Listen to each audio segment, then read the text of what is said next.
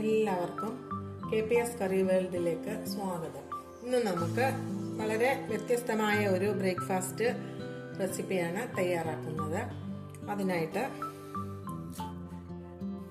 വേണ്ടത് കുറച്ച് തേങ്ങ, സവാള പൊടിയായി അരിഞ്ഞത്, പച്ചമുളക് തീരപ്പൊടിയായി അരിഞ്ഞത്, ഇഞ്ചി അതുപോലെ തന്നെ ചെറുതായിട്ട് അരിഞ്ഞത്, കറിവേപ്പില അരിഞ്ഞത്, ഇത്രയും വേണം. പിന്നീട് വേണ്ടത് ഗോതമ്പ് പൊടിയാണ്. ഗോതമ്പ് പൊടി നമുക്ക് മിക്സിയുടെ ചെറിയ ജാറിലോട്ട് ഇട്ട് കൊടുക്കാം. ഇപ്പം എല്ലാവർക്കും മനസ്സിലായോ എന്തുവാ നമ്മൾ ഉണ്ടാക്കാൻ തുടങ്ങുന്നതെന്ന്?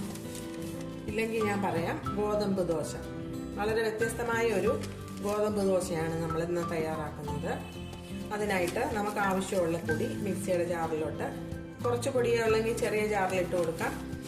കൂടുതൽ വേണമെങ്കിൽ വലിയ ജാറിലോട്ടിട്ട് ആവശ്യത്തിന് വെള്ളം ഒഴിച്ച് നമുക്കൊന്ന് അടിച്ചെടുക്കാം. ഇങ്ങനെ ചെയ്യുമ്പോൾ കട്ട അടയ്ക്കാനായിട്ട് പാടില്ല. വളരെ പെട്ടെന്ന് തന്നെ തയ്യാറായിട്ട് കിട്ടും. കുറച്ച് വെള്ളം ഒഴിച്ച് നമുക്ക് ഒന്ന് മാവിൻ്റെ പരുവത്തിലാക്കിയെടുക്കാം. നമ്മുടെ ഗോതമ്പ് പൊടി മിക്സിയുടെ ജാറിൽ അടിച്ചു കൊണ്ടുവന്നിട്ടുണ്ട്. അതിനെ ഒരു പാത്രത്തിൽ ഒഴിക്കാം.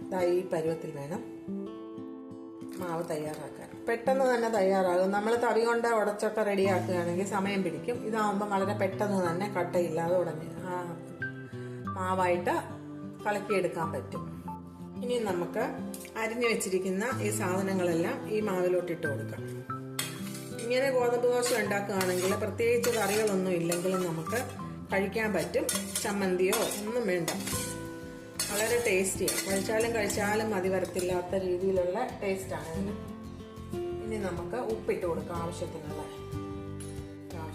ഉപ്പിട്ട് കൊടുക്കും. ഇനി ഇത് നന്നായിട്ട് ഇളക്കി നമുക്കൊന്ന് മിക്സ് ചെയ്യാം.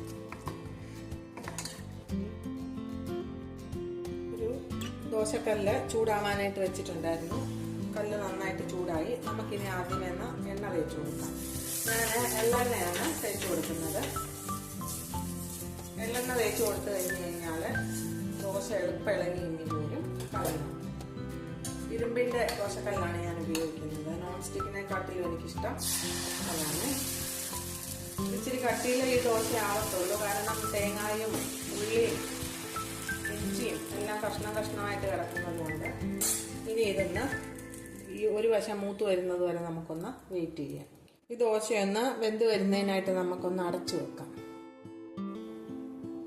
നമ്മുടെ ദോശ എന്തായെന്ന് നമുക്കൊന്ന് നോക്കാം. മറിച്ചിടാറായോ? ഏകദേശം ഒരു വശം മൂത്തെന്ന് തോന്നുന്നു. നന്നായിട്ട് മൂത്തില്ലെങ്കിലും ഒരു ഇതൊക്കെ ഒന്ന് മൂത്തു. നമുക്ക് സ്വല്പം എണ്ണ ഒഴിച്ചു കൊടുക്കാം. എണ്ണയൊക്കെ ഒഴിച്ചാലേ ഈ ഗോതമ്പ് ദോശയ്ക്ക് പ്രത്യേക ഒരു ടേസ്റ്റ് വരത്തുള്ളൂ. ഇനി ഇത് നമുക്ക് മറിച്ചിടാം. ഈ വശം മൂത്തു. ഇനി നമുക്ക് അപ്പുറത്തെ വശം മൂത്ത് വരുന്നതിനായിട്ട് അടച്ചു വെക്കാം. നമ്മുടെ ദോശ മറുവശം മൂത്തോ എന്ന് നമുക്കൊന്ന് നോക്കാം. മൂത്തിട്ടുണ്ട്. നമുക്കിനി ഈ ദോശ അങ്ങ് വാങ്ങി വെക്കാം. ഇനി അടുത്ത ദോശ നമുക്ക് ഇതുപോലെ ഒഴിച്ചു കൊടുക്കാം.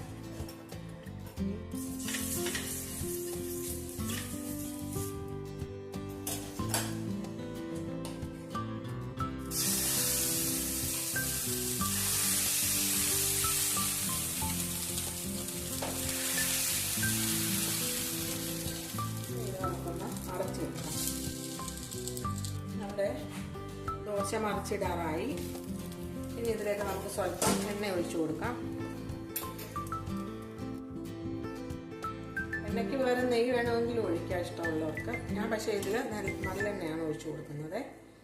ഇനി ഇതൊന്ന് നമുക്ക് മറിച്ചിടാം.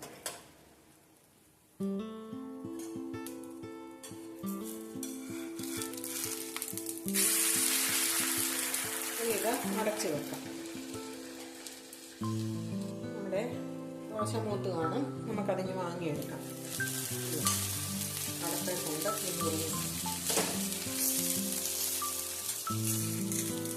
ഇല്ല, ദോശ മൂത്തിട്ടില്ല. ഇച്ചിരിയുടെ മൂത്ത് വരട്ടെ.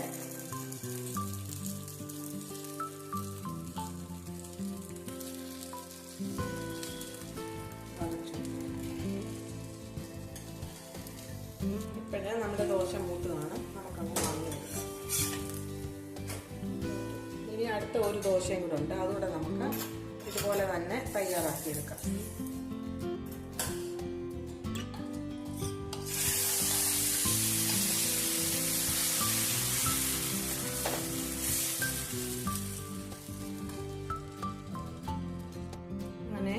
നമ്മുടെ വളരെ സ്വാദിഷ്ടമായ ഗോതമ്പ് ദോശ തയ്യാറായി.